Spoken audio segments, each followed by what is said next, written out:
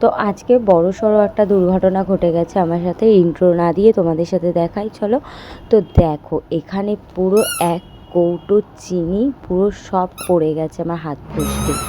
তো তোমরা দেখতেই পাচ্ছ চারিদিকে। এটা আমাকে পরিষ্কার করতে হবে, এটা আমার ভাবলেই ভয় লাগছে।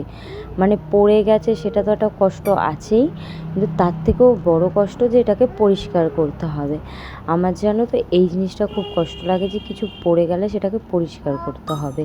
মানে কী যে একটা মানে বলবো, আমার যে বিরক্ত লেগে যাচ্ছে সকালবেলায়। আমি ভাবছিলাম আজকে ব্লগটাও একটু দেরি করেই শুরু করবো, তো চিনিটা পড়ে গেল সেটাই তোমাদের সাথে শেয়ার করছি। যে তোমাদের কার কার আমার মতন হয় বলো তো, কিছু জিনিস পড়ে গেলে এত বিরক্ত লাগে পরিষ্কার করতে। তো চলো দেখো, আর কিছুই করার নেই। তো এই জায়গাটা মানে আমার পরিষ্কার, সকালবেলায় ঘরটা মোছা হয়েছে ওই জন্যেই আর কি পরিষ্কার, তাই আমি তুলে নিচ্ছি যতটা সম্ভব, কারণ জিনিস নষ্ট করে তো লাভ নেই। তো দেখতেই পাচ্ছ পুরো পরিষ্কার জায়গা, আমি তুলে নিচ্ছি। তারপরে দেখো উপর থেকেও তুলে নিলাম, যতটা সম্ভব তুলে নিয়েছি।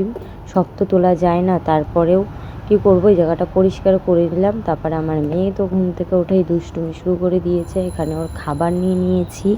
তারপরে এখানে করে নিয়েছি আলুর তরকারি, আর এখানে রান্না হয়েছে আজকে মুগ ডাল আর আলু সেদ্ধ আর ভেন্ডি ভাজা, ভাত।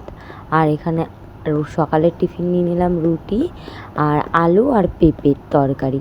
তো সেগুলো তো খাওয়া দাওয়া কমপ্লিট করে তারপরে দেখো এই যে ঘরে চলে এসেছি। ঘরটা পরিষ্কার করে নিয়েছি আমি।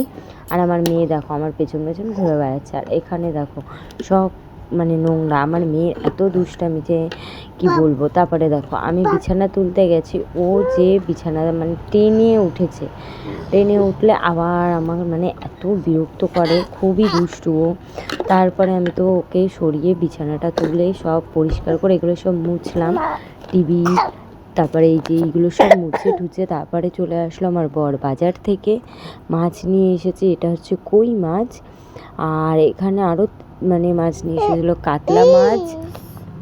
আর নিয়ে এসেছিলো কাতলা মাছ নিয়ে এসেছিলো, আর চিংড়ি মাছ আর কই মাছ। এইগুলো কিন্তু আজকের জন্যে কোনোটাই না, এগুলো এনে রেখেছে রান্না করব। কারণ ও তো রোজ রোজ বাজারে যেতে পারে না, যে রবিবার ছাড়া। তারপরে এই যেগুলো আমি সব ধুয়ে নিচ্ছিলাম, তো ধুয়ে একটা একটা করে ধুয়ে নিচ্ছিলাম। আর এই মাছটা ধুতে যে আমার কী বিরক্ত লাগছিলো, নাল নাল যাচ্ছিলো না। তারপরে নুন দিলাম, নুন দিয়ে ভালো করে কষলে ধুলাম। আর মাছগুলো তো আমার পরিষ্কার করা হয়ে গেছে। তারপরে নুন হলুদ মাখিয়ে একবারে রেখে দিলাম। তো দেখো তারপরে তো এখানে সব মাছগুলো ধুয়ে নিলাম। তারপরে কি বাজার এনেছে সেটাই শেয়ার করছি। এখানে এনেছিল দেখো কুমড়ো, তারপরে এনেছিল বিনস আর পেঁয়াজ, তারপরে এনেছিল অনেক কিছু বাজার এনেছিল। কী বলে এগুলোকে, মটরশুঁটি। তারপরে এনেছিল কী আর ইঁচড়, চিংড়ি করার জন্য ইঁচড় এনেছিল, 2টো আম এনেছিল। আর এনেছিল অনেক কিছু বাজার করে একবারে নিয়ে এসেছিলো। সবগুলো আমার মনে পড়ছে না কী কী নাম, দেখেও মনে করতে পারছি না। তারপরে বেগুন এনেছিল। তারপরে না আমি একেবারে পরিষ্কার করে তাড়াতাড়ি করে চলে আসলাম ঘর মুছতে। তো ঘর ঠর মুছে একবারে উঠোনটাও ঝাড় দিয়ে নিলাম।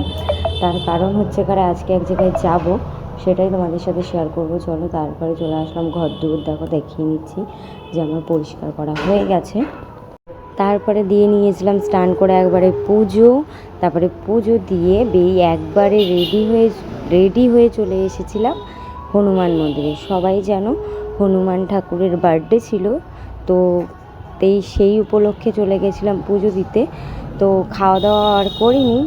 আজকে হয়তো ঠাকুর আমার হাতের থেকে পুজো নেবে বলেই আমি হয়তো ওরকমভাবে না খেয়েই চলে এসেছি। হঠাৎ করেই আমার বোন ফোন করে বলছে চল আজকে পুজো দিতে যাবো। তো আমিও না করলাম না, আমি বললাম চল।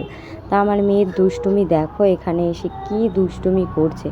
ওই সব থেকে বেশি খুশি হয়েছে আমাদের থেকে, যে মানে ও আসতে পেরেছে। ও তো কোথাও যেতে পারে না, এরকম খোলামেলা জায়গা পায় না। আর এখানে দেখো প্রত্যেকটা মাই কিন্তু দৌড়ে